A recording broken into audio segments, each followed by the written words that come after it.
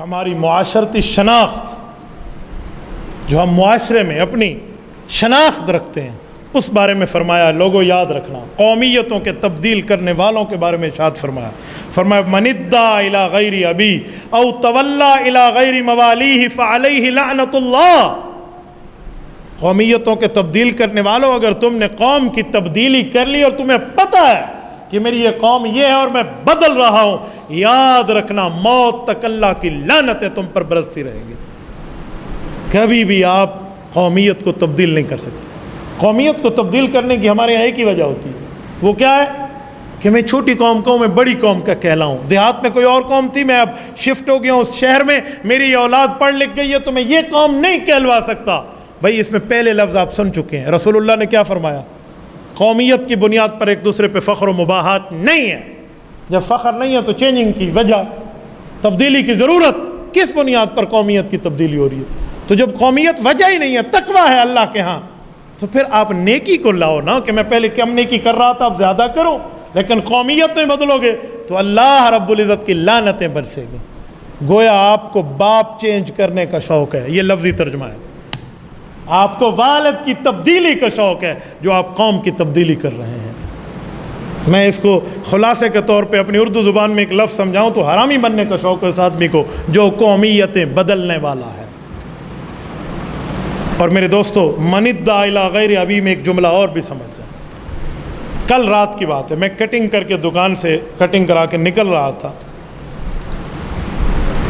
یہ میرے ساتھ 2-3 دوست موجود ہیں، ان کے سامنے ایک بندے نے مسئلہ پوچھا کہ میرا بیٹا پیدا ہوا ہے، میرے بھائی کی اولاد نہیں ہے، ہم نے اس کو دے دیا، آج وہ 12 سال کا ہو چکا ہے میرا بیٹا۔ 2 وجہ سے میں اپنے بھائی سے ناراض ہوں۔ نمبر 1، اس نے اسے اسلامی تعلیم نہیں دی، تو اولاد تو ہماری ہے نا، میری بیوی کے دل میں ماں والا اس کے لیے حوصلہ ہے نا، تو اس کا دل دکھتا ہے کہ میری باقی بچے پڑھ گئے، ہم نے ان کو دیا، یہ اس کو دینی تعلیم بھی نہیں دے رہے، سارا دن ٹی وی کا ریموٹ ہاتھ میں اور بچہ بیٹھے ہوئے، کیا اس کی تربیت ہوگی؟ نمبر 2، ان نے جو شناختی کارڈ اور بے فارم بنوانے کی ترتیبیں رکھی ہیں تو اس میں ولدیت چینج کر دی۔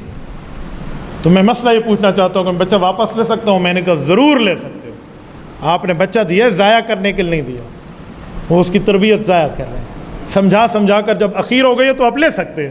نمبر 2، یہ تو بہت بڑا جرم کیا انہوں نے کہ والد تبدیل کر دیے۔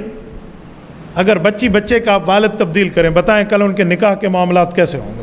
کیا کہو گے؟ اس کی بچی نکاح کر رہی ہے، وہ تو اس کی بچی ہوگی نہیں، یہ فلانا بنت فلاں کے معاملات کہاں ہوں گے؟ آپ نے کیوں چینج کی؟ گارجین لکھو نا، نگران لکھو نا کہ میں اس کا نگران ہوں، بچہ اس کا ہے، نادرہ میں باقاعدہ اس کا آپشن موجود ہے، آپ لکھوا لیں۔ آپ کو کس نے کہا آپ ولدیت لکھوا لیں؟ تو پورا پروسیس ہے اس کا، آپ لکھوا سکتے ہیں میں نگران ہوں اس کا، کہ میں نے بچہ گود اٹھایا ہے۔ آپ اپنی اولاد میں نہیں لکھوا سکتے، کل وراثت بھی متاثر ہو جائے گی۔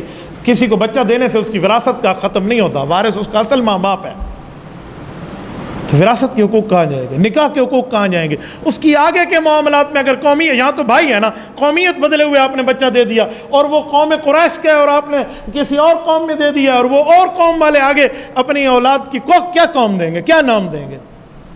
تو بہت بڑے مسائل کھڑے ہو جائیں گے۔ میں نے اسے کہا تو اللہ کی لعنت کا کام ہے، آپ فوراً واپس لیں۔